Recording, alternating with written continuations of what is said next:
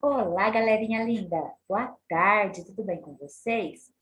Hoje é dia 8 de abril de 2021, quinta-feira. Puxa, como a semana passou rápido, né? Então, vamos juntos dar uma olhadinha na nossa rotina e no nosso roteiro de atividades para juntos verificarmos o que nós temos preparado para a aulinha de hoje. Então, vamos lá, fique ligado. Esse cronograma de atividades, só lembrando, eu não enviei para vocês. Então, eu sempre deixo a foto dele registrada aqui, do cronograma, para que você registre aí no seu caderno, tá bom?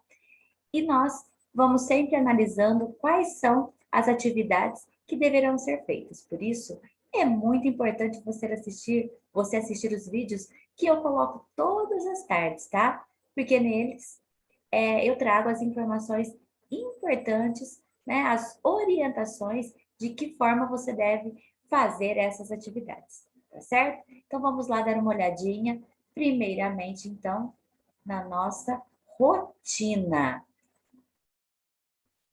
Quinta-feira, 8/4, em português. O que nós teremos em português? Vamos lá.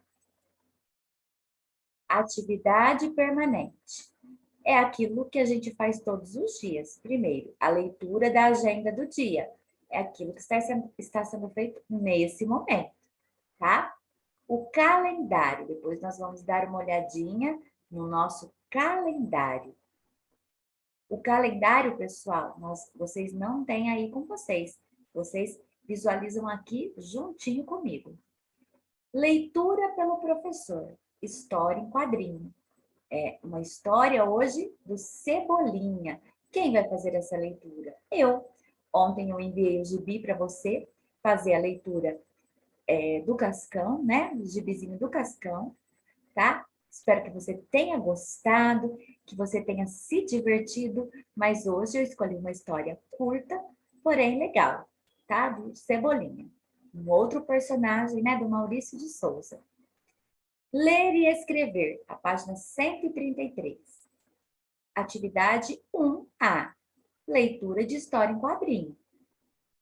E na sequência didática, né? Nós vamos continuar trabalhando com ler e escrever, tá? Então, o nosso livro obedece uma sequência, né? E o que nós vamos ver hoje? Nós vamos ler, no ler e escrever, usar a página 166 e a página 167. A apresentação do projeto Poemas Concretos e a página 167, Conhecendo um Poema Concreto. Bom? Então, vamos primeiramente aí ver o nosso calendário para que eu faça a leitura da história em quadrinhos e a gente entre depois no ler e escrever, né? Para a gente fazer essa atividade, desenvolver essa atividade. Combinado? Então, vamos lá. Vamos olhar aqui no nosso roteirinho. Vocês já podem deixar aí preparada essa folhinha dos poemas concretos, tá? Se você não separou, pode pausar esse vídeo agora, separar, tá? Essa folhinha, porque a gente vai utilizar na atividade. Então, voltei aqui um pouquinho, né? No calendário, hoje nós vamos localizar aqui, primeiramente. E lembrando, o calendário, ele serve para nos ajudar a marcar o tempo, a nos situar no tempo. Então, nós estamos no ano de 2021. Em que mês? No mês de abril, mês 4.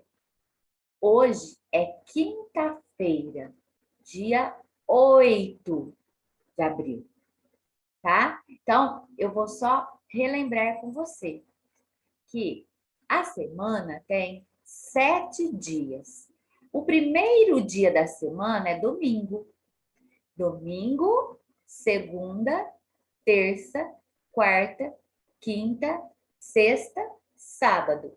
Então, nós temos 7 dias na semana, tá? Então, a gente vai observar aqui que essa semana vai do dia 4 ao dia 10. Então, nós teremos uma semana completa, diferente da semana anterior, tá? Onde o dia 1º de abril, né, começou na quinta-feira. Então, nós tivemos apenas 3 dias da semana passada. Claro, domingo, segunda, terça e quarta foram dias que nós vivenciamos, mais dias pertencentes ao mês de março, tá bom?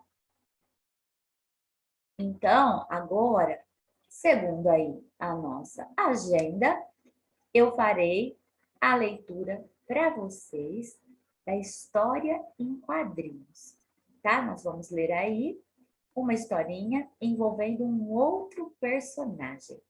Que personagem é esse? O Cebolinha. Então, vamos lá. Vamos aqui localizar a nossa atividade. Eu quero ampliar um pouquinho aqui para vocês, tá? Então, nós já temos aí como destaque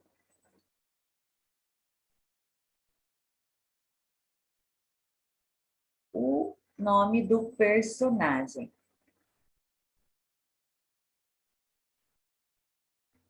Cebolinha. Então, aqui nós temos o nome do autor, né? Que é o Maurício de Souza. E a gente vê aqui, né? Como se ele estivesse plantando, o Cebolinha estivesse plantando bananeira. Nisso, o Cascão se aproxima. Vamos observar, olha. Olha a cara do Cascão. Então, geralmente, nas histórias em quadrinhos, nós temos que observar muitas expressões, tá? Claro que os balões, eles vão nos mostrar muito, como vocês têm aprendido, mas as expressões, a expressão facial dos personagens também nos diz muita coisa.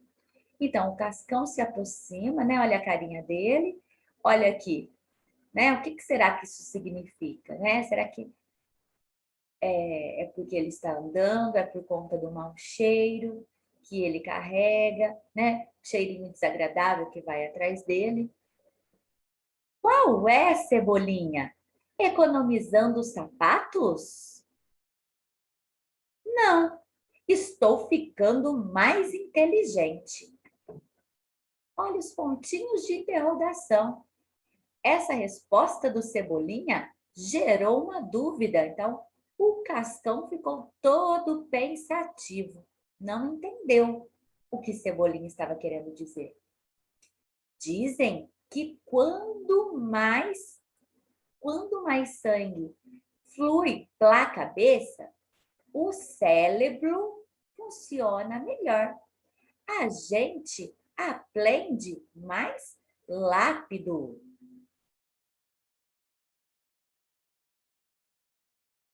Sei não. Então, a cobra e o morcego seriam os bichos mais inteligentes do mundo. Ah, Cebolinha, você estava aí, hein? Pois vai ver só, para nunca mais pegar meu coelhinho. E você teria coragem de bater em alguém com um desvio de coluna assim? Olha a cara da Mônica, toda intrigada, olhando para ele. Genial, Cebolinha! Como é que a gente faz mesmo? Olha aqui, a cara de safadinho, né? De quem elaborou um plano perfeito na hora. Olha a cara do Cascão, aprendendo com o Cebolinha. E a Mônica vai embora, desolada, né? Olha aqui, o que nós vimos ali no Cascão. Indica que a personagem não é o cheirinho, não. Indica que a personagem está se locomovendo, está andando. Tadinho, ele está pensando. Foi embora, chorando, né? Com dó, com pena aí do Cebolinha. E aí, vocês gostaram dessa história? Qual a característica principal desse personagem?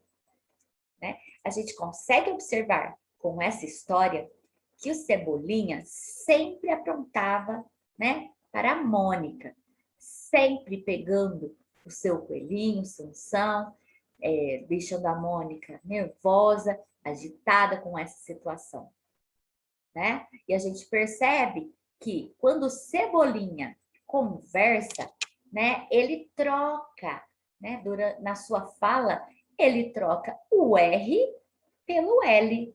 É uma característica marcante. E outra característica marcante do personagem é que ele está sempre aprontando, sempre tentando se dar bem em cima da Mônica, né?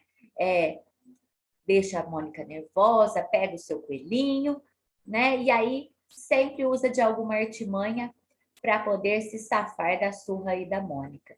Mas em algumas situações ele não consegue, acaba apanhando da Mônica. Então, espero que vocês tenham gostado, tá? Eu vou continuar enviando algumas histórias para vocês.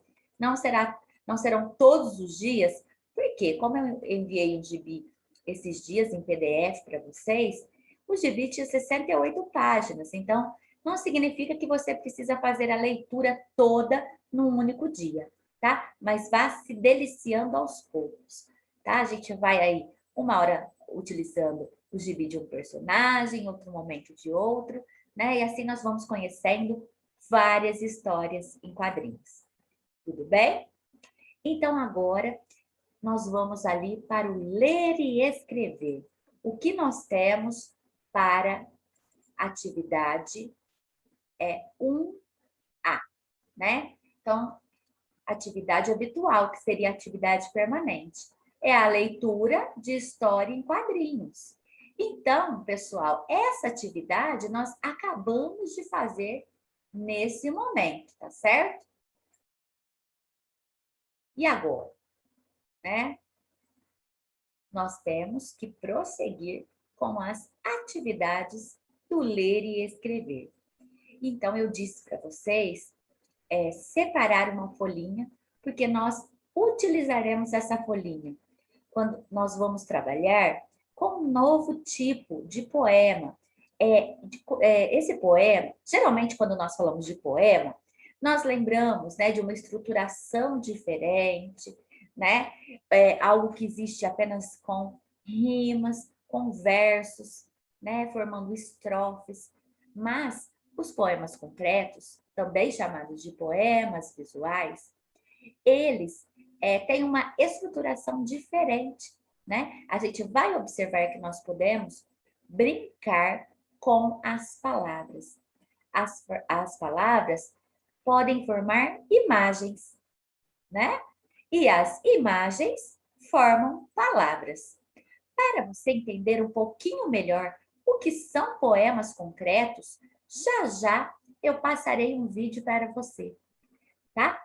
Antes disso, vamos dar uma olhada no que diz o nosso livro Ler e Escrever, na página 166, tá? É a sequência didática que nós vamos começar hoje.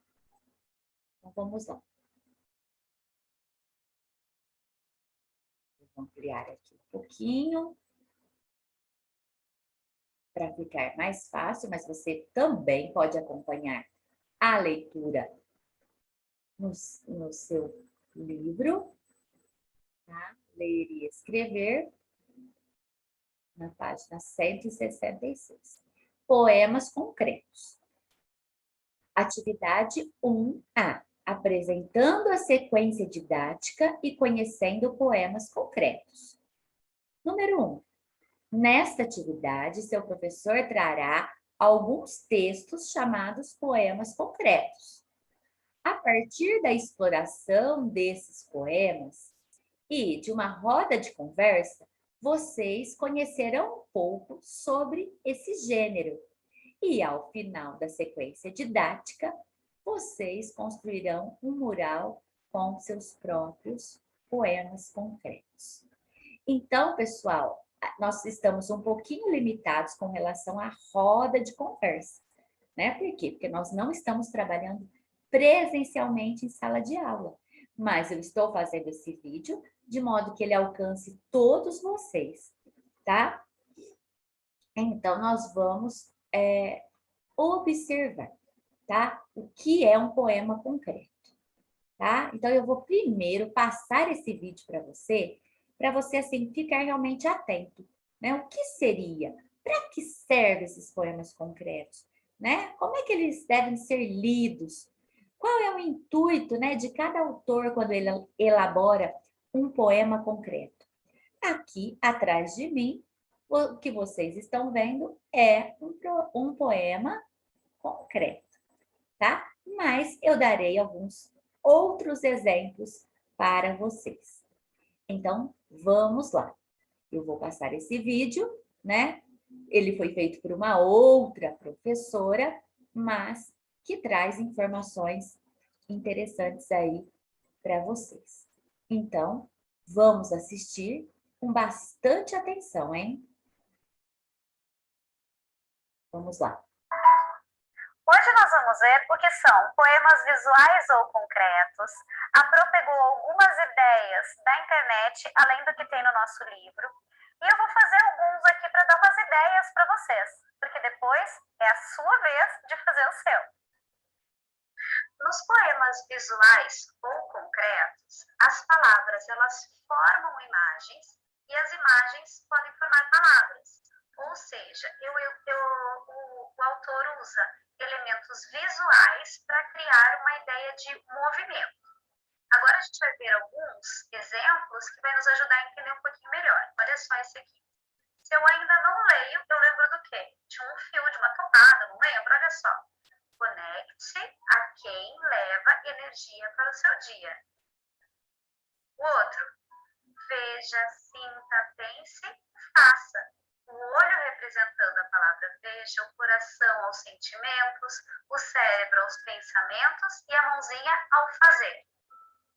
E o poeminha da página 141 diz assim, vim te ver.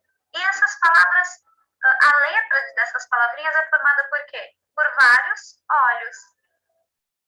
E olha esse que legal, ó. Não está em ter, nem está em ser. Simplesmente a felicidade está em viver.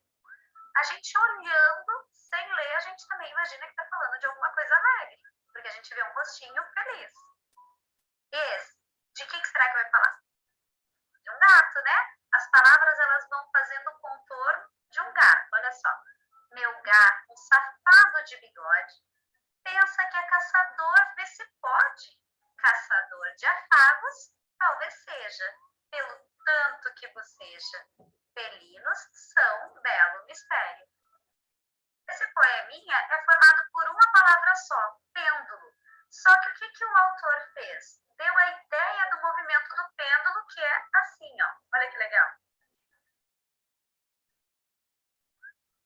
Esse aqui foi feito por uma criança, olha só. O que a paz representa para essa criança? União, gentileza, a felicidade, compaixão e o amor no coração. E essas palavras formaram um coração. Olha esse aqui. A chuva cai, cai, cai. Eu tenho a impressão que a chuva aumentou, porque olha lá quantas palavras cai tem a mais. Então a chuva cai, cai, cai, cai. E embaixo as palavras acompanham o significado. Vejam, a serra sobe, sobe, sobe. Depois desce, desce, desce. Então eu vou mostrar algumas ideias que eu tive. Primeiro eu fiz aqui o desenho de um rostinho feliz. E aí nele eu vou escrever uma frase. Vou escrever... Seja motivo de sorriso. Olha lá, a minha frase formou o sorriso, certo? Então, seja motivo de sorriso. Agora, aqui na flor, eu vou fazer assim. Por onde for, floresça. Então, formei aí dois poemas visuais, olha só.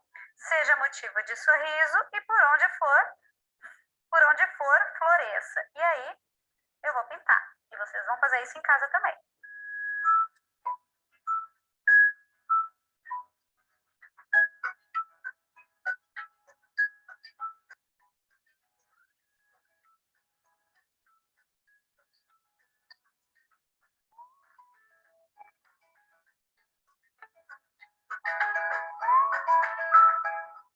Certo?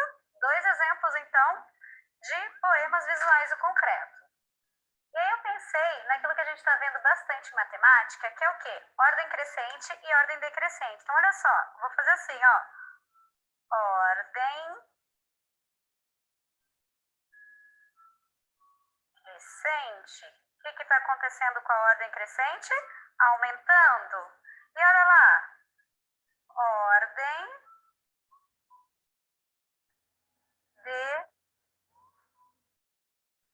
decrescente está diminuindo. Viram? E aí, para exemplificar, eu posso fazer assim, ó. 1, 2, 3, 4, 5, 4, 3, 2, 1.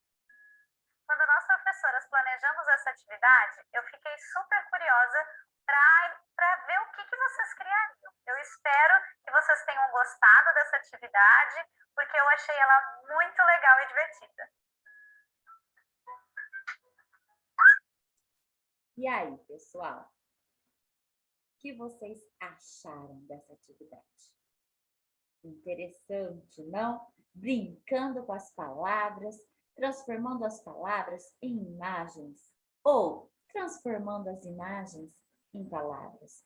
Pois é, a partir de agora, nessa sequência didática, nós trabalharemos com esses poemas, tá? Chamados concretos ou poemas visuais.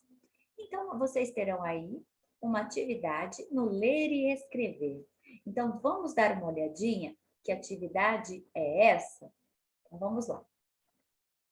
Atividade 1A. Conhecendo um poema concreto. Leiam o poema abaixo. Sem um número. Número 0, 1. O número. Um número. Um sem número. Então, o que será que o autor, né, Augusto de Campos, quis nos mostrar com esse poema visual? Pense, analise, leia aí com a sua família, tá? Se você quiser buscar aí informações sobre esse poema, vocês têm aqui um link, né? Aí no livro de vocês, que vocês podem buscar informações sobre ele. Na internet nós encontramos diversos exemplos de poemas concretos e visuais, né? Então, vocês, no caso, não farão em duplas, porque nós não estamos em sala de aula. Você vai fazer aí com o auxílio da sua família. Observe o poema e registre. A. Como as palavras estão escritas no poema, né? Então, você vai observar quais são as formas, né? Ela está tomando alguma forma. O que você percebe, né? A forma que está escrita, tá? Esse poema, que está escrito esse poema. Quais relações há entre o que está escrito e a imagem que as palavras formam? Existe alguma relação entre aquilo que está escrito, né? Existe essa relação entre isso e essa imagem que está sendo proposta, que está sendo apresentada para nós? C. Qual a intencionalidade do autor ao escrever dessa forma? Ou seja, o que será que o autor, Augusto de Campos, quis nos mostrar, né? Qual a intenção dele ao escrever esse poema, utilizando esses recursos, tá? D. O que perceberam ao ler esse poema? O que você percebeu quando você leu? Então, vamos ler novamente. Sem um número, número, 0, 1. O número, número, número, sem número. O que você percebeu ao ler esse poema? Então, isso aí é algo que você vai fazer juntamente com a sua família, tá?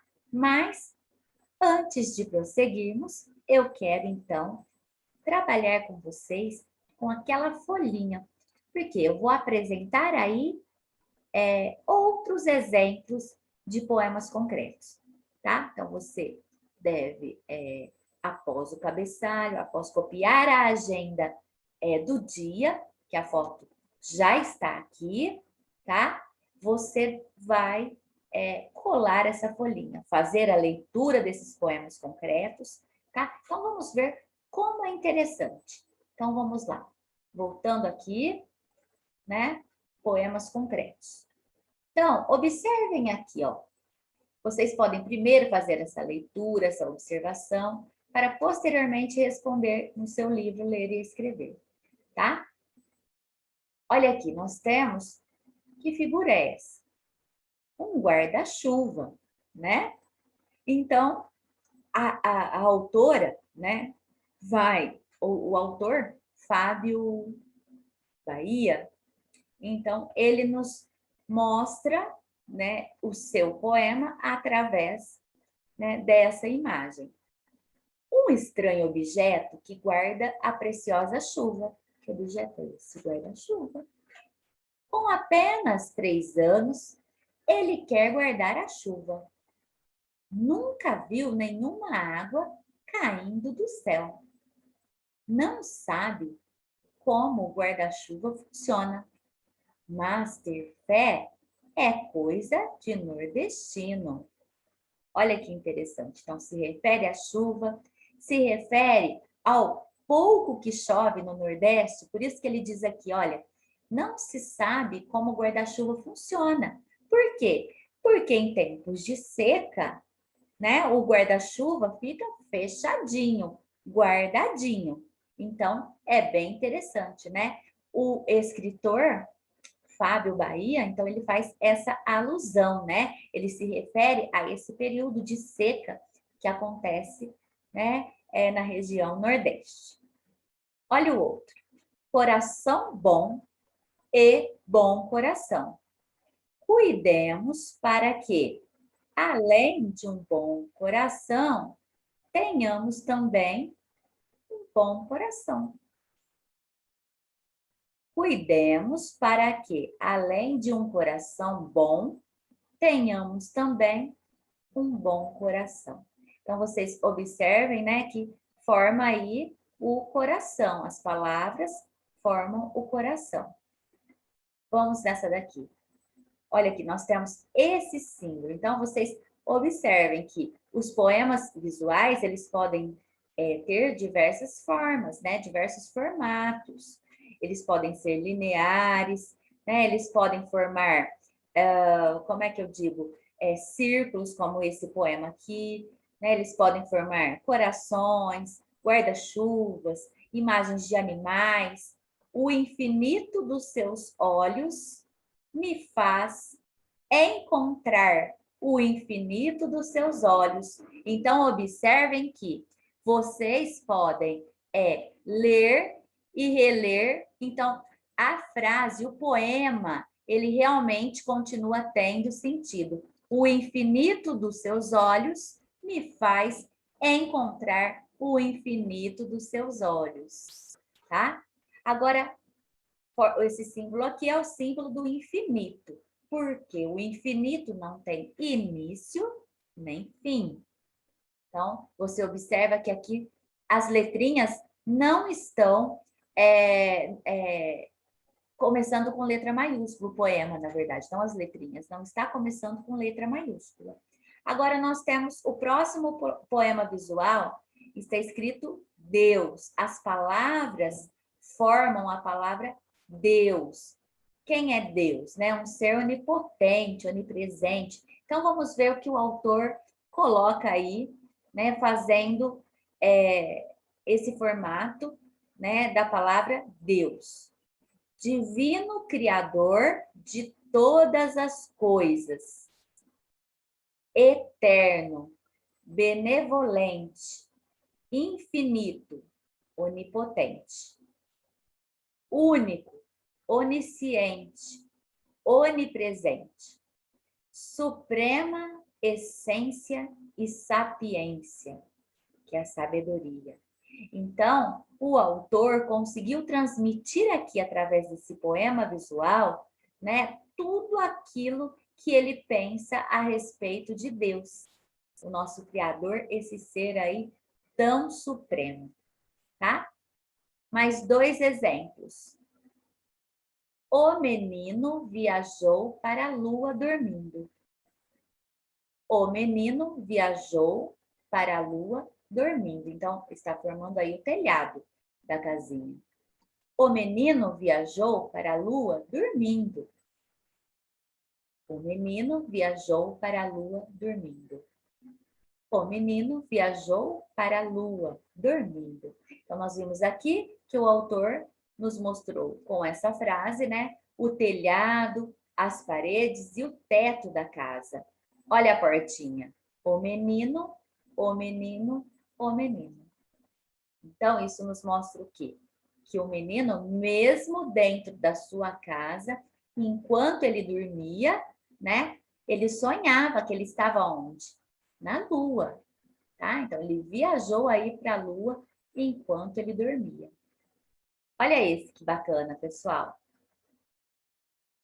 Na tarde fria de julho, voa o cheiro, o barulho do café descendo quente pelo bule reluzente. E me pergunto, já em prosa, existe coisa mais gostosa? Esse ficou muito bacana, eu achei muito legal, porque a gente observa aqui que as palavras formaram a xícara, né? E olha aqui o pontinho de interrogação, olha aqui, né? A asa da xícara.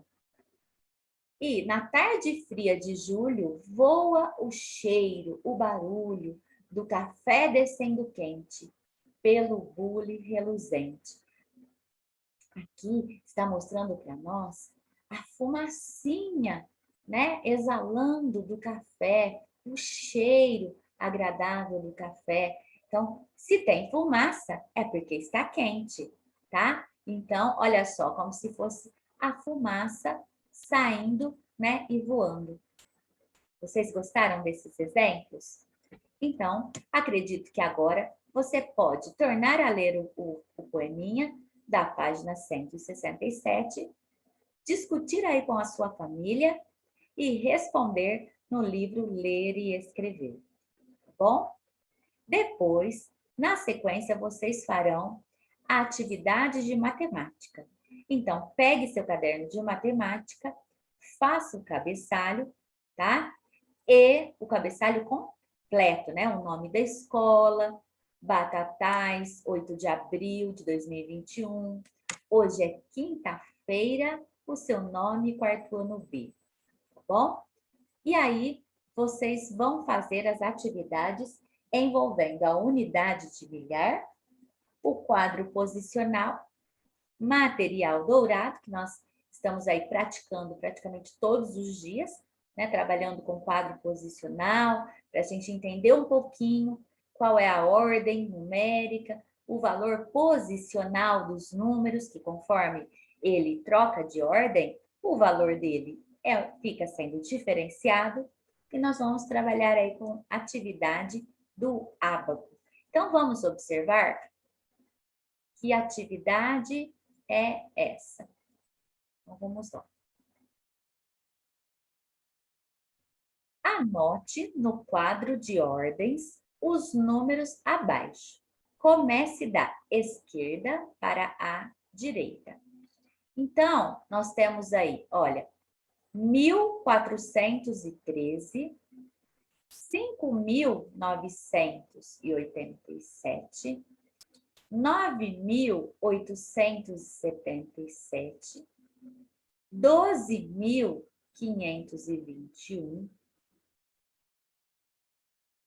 e 28.052, 329.871. Então, quando nós utilizamos o quadro numérico, nós conseguimos perceber, né, que nós temos duas classes. As classes, elas são separadas, né, de 3 em 3 ordens, ou seja, de 3 em 3 números. Por que nós separamos em classes, em ordens? Em ordem, porque cada algarismo ocupa uma ordem, tá? Se eu disser, o número tem 5 ordens, tá? Quais são elas, né? Unidade, dezena, centena. Unidade de milhar, dezena de milhar. Se eu disser, esse número é composto por 3 ordens, quais são elas? Unidade, dezena, centena.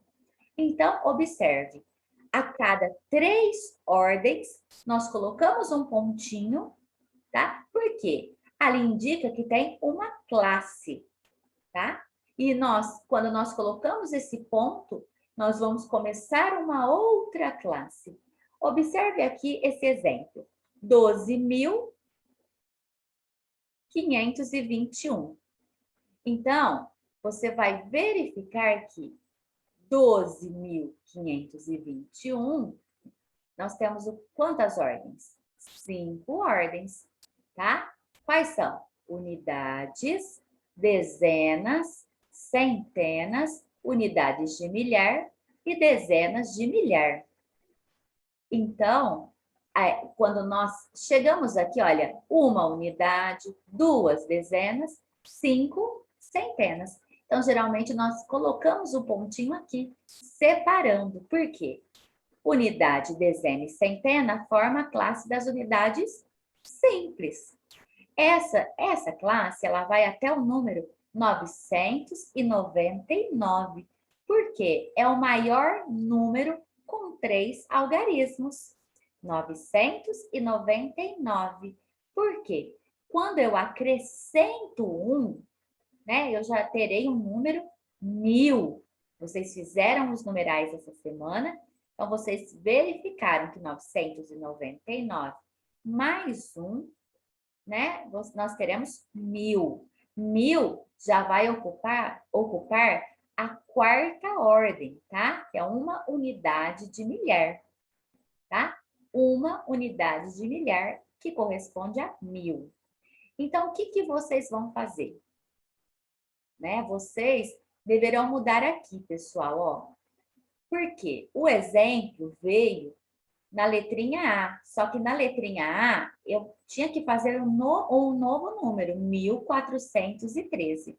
Então, olha aqui, ó, unidade, dezena, centena, unidade de milhar.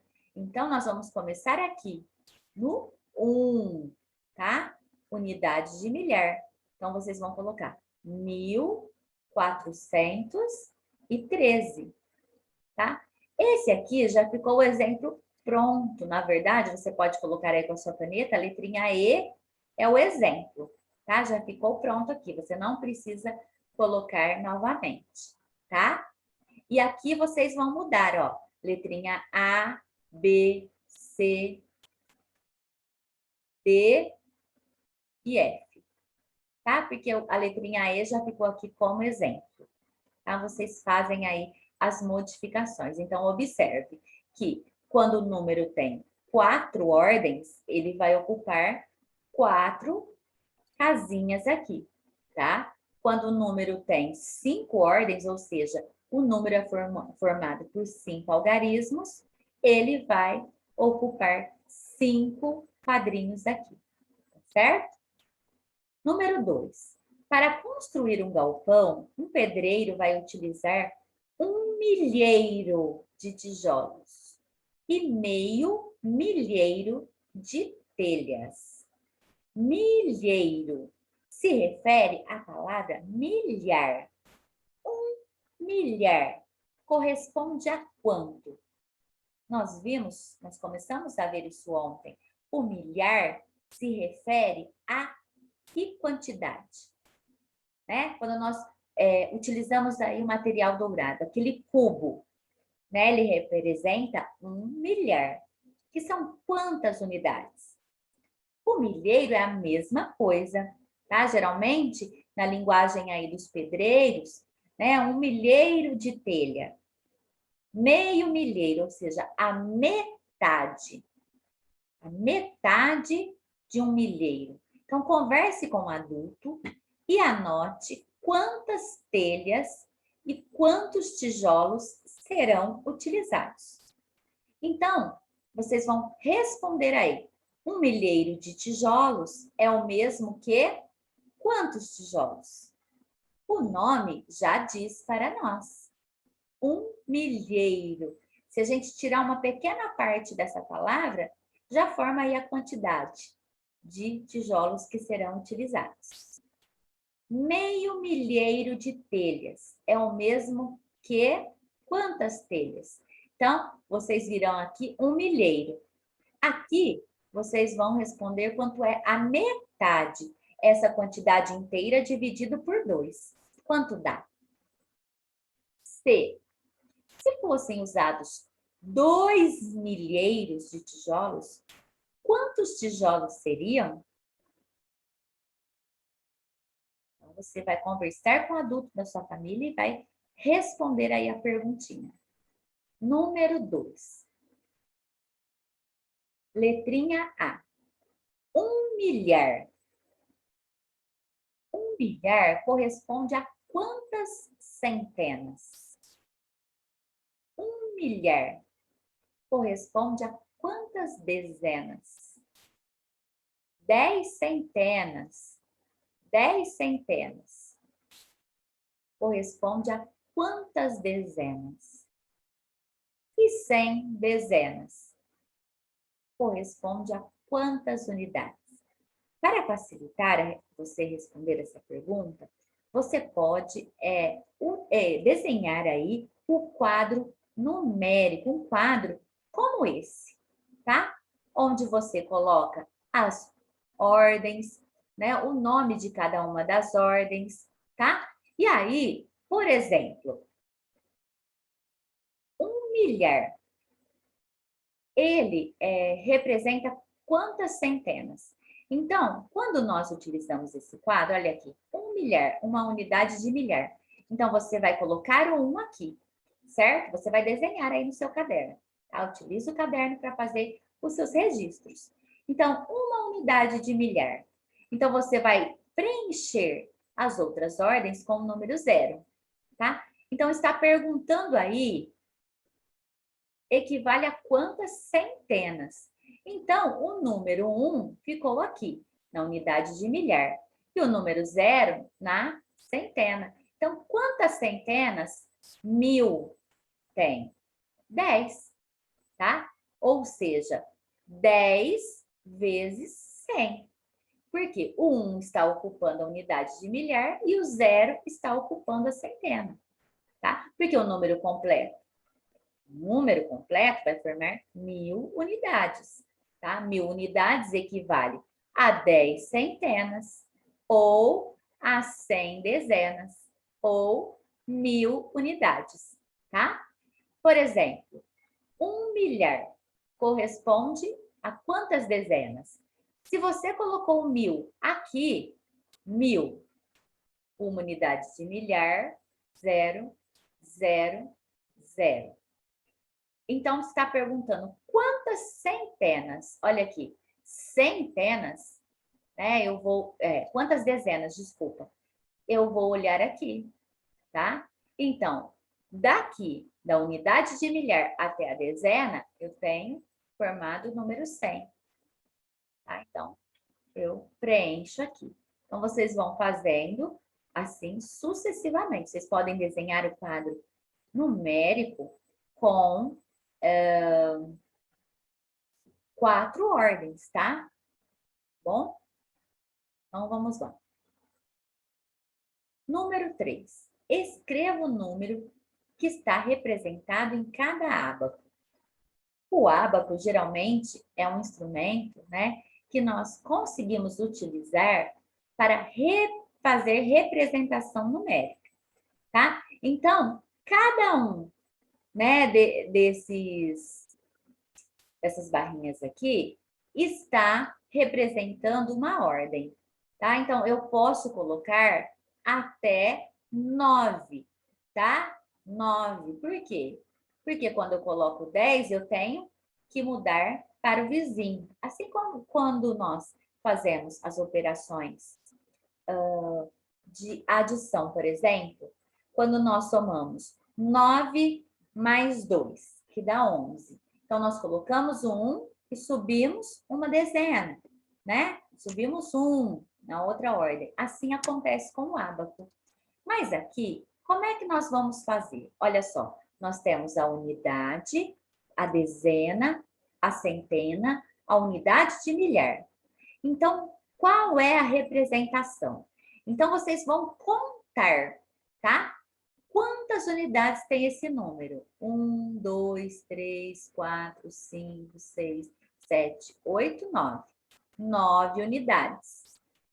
Quantas dezenas? Uma. Quantas centenas? 1, 2, 3, 4, 5, 6, 7, 8. 8. E quantas unidades de milhar? 1, 2, 3, 4, 5, 6, 7.